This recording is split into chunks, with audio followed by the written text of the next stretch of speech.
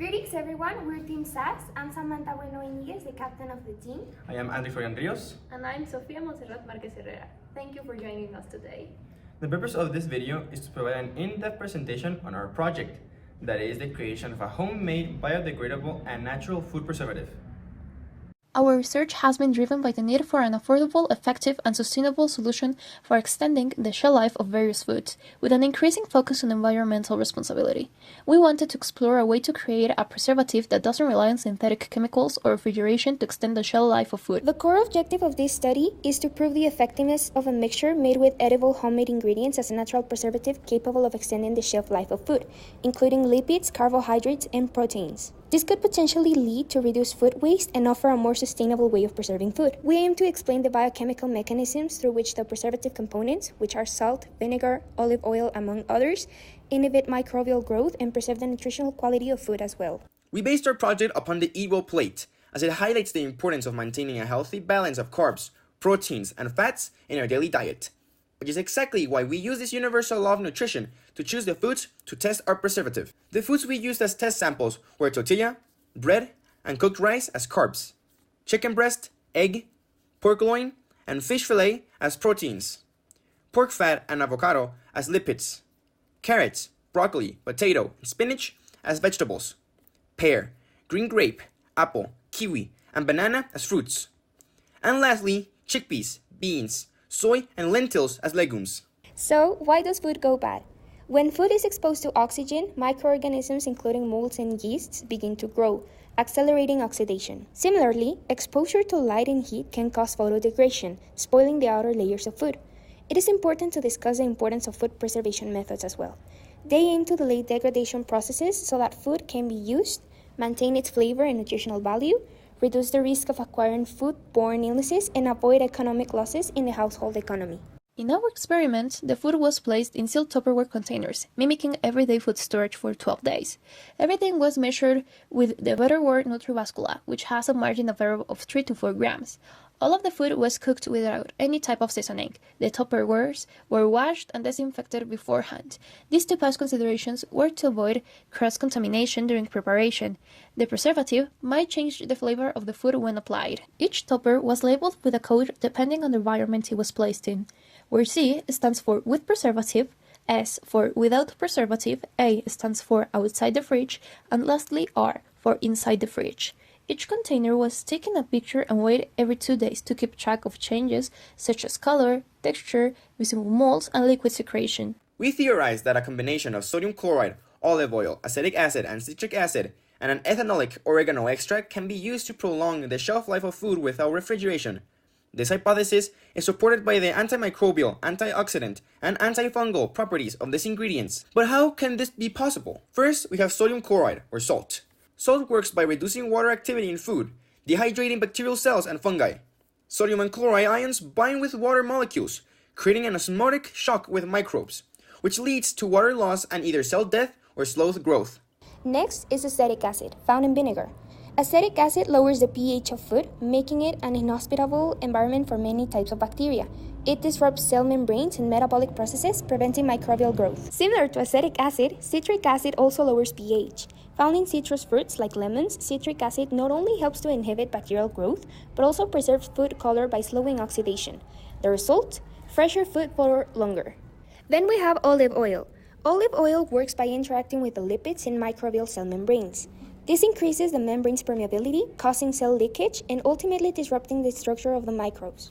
It also carries natural antibacterial and antifungal properties, thanks to compounds like oleuropein and caffeic acid. Another key ingredient is oregano extract, especially due to a compound called carvacrol. Oregano extract has strong antimicrobial effects, thanks to the other active compounds, like rosmarinic acid, luteolin, O-glucuronide, and thymol. These work together to fight off bacteria and fungi. Finally, we have vodka, a surprising but effective preservative. Vodka contains ethanol, which inhibits the growth of bacteria, yeast, and molds. It disrupts microbial cells by denaturing proteins, preventing their survival. This is the appearance of our preservative, which for usage, the bottle must be shaken for 1 minute to mix the contents thoroughly. Hold the spray 5-6 centimeters away from the food and spray evenly until the entire surface is coated, normally with 1 or 2 sprays. If needed, Close the container and shake it again to ensure all sides of the food are fully covered. To define the distance of the spray, we did 3 tests in a white paper to determine the best distance to get a concentrated and uniform cover, the covered area being 86.59 square centimeters. After spraying the preservative, we sealed the Tupperware to create a controlled environment and ensure consistency in our experiment, as well as mimicking the usual environment where food is stored in daily lives in houses. The food was stored for 12 days. We carefully monitored the changes in each food sample physical properties, including texture, color, pH, oxidation levels, and the presence of any visible fungi. We took the pictures with a dual 12MP rear camera every 2 days to follow set development. Each food weighed in total 40 grams, which were separated into 4, making 4 portions of 10 grams each, which were sealed in individual containers. Each of them was labeled with the corresponding code to send them to the conditions of said code. Among all the food samples, the most noticeable differences were observed between the CA refrigerated and SA ambient samples. The samples kept in the refrigerator remained preserved for a longer period compared to those left outside. This highlights the important impact of temperature on food spoilage, where high temperatures accelerate decomposition. Food placed in an ambient temperature that showed the most significant changes included avocado, egg, kiwi, lentils, and rice. Avocado is a fruit that falls under the category of lipids, as its pulp and oil are rich in unsaturated fatty acids, and essential omega-3 and omega-6. The pH of the test sample varied from 8 without the preservative to 7 with the preservative. The most significant differences between the CA and SA samples was the visible oxidation of the avocado's surface and the growth of mold. Oxidation began to appear in both samples by day 2. However, by day 4, mold started growing on the SA sample, while no visible changes occurred in the CA sample. Next, we have the egg, which is classified as a protein due to the egg white containing all 9 essential amino acids. The pH of the test sample varied from 9 without the preservative to 6 with the preservative. The key difference between the CA and the SA samples was mold growth. Mold began to appear on the SA sample by day 4, while the sample with the preservative showed mold growth only on day 8, when a small amount of mold began to develop. Kiwi, a fruit rich in glucose and fructose as its primary carbohydrates, is our next sample. The pH of the test samples varied from 4 without the preservative to 3 with the preservative. The most noticeable difference between the CA and SA samples was mold growth and the loss of water. The sample with the preservative did not show mold growth until day 4, whereas the sample without the preservative started developing molds on day 2. Additionally, the preservative-free sample lost nearly double the amount of water compared to the sample with the preservative. Lentils are considered both a source of carbohydrates and proteins, containing significant amounts of starch, lysine, leucine, arginine, aspartic acid, and glutamic acid, which are amino acids. The pH of the test samples vary from 7 without the preservative to 8 with the preservative. The most significant differences between the CA and SA samples was discoloration. Discoloration did not appear in the CA sample until day 6, while it started in the SA sample as early as day 2. Finally, rice, which is classified as a carbohydrate due to its high starch content, composed of amylose and amylopectin long chains of glucose. The pH of the test sample did not vary, staying in 6 with and without the preservative. The key difference with rice was mold growth. In the sample with the preservative, mold appeared only on day 8 and in minimal quantities. However, in the preservative-free sample, mold began to develop by day 4. In conclusion, the primary benefit of our food preservative is its ability to restrain mold growth, which remarkably extends the freshness of the food.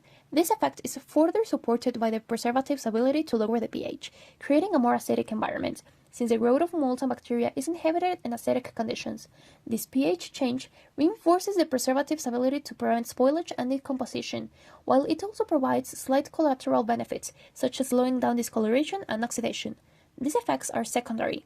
The preservative does work effectively, but its impact is limited to just a few days. Therefore, proper storage is crucial, as it can enhance the preservative's effectiveness and further extend the shelf life of the food. Thanks for joining us today. We hope you enjoyed our discussion and found the experiment useful and interesting. Until next time, take care and keep exploring. Bye!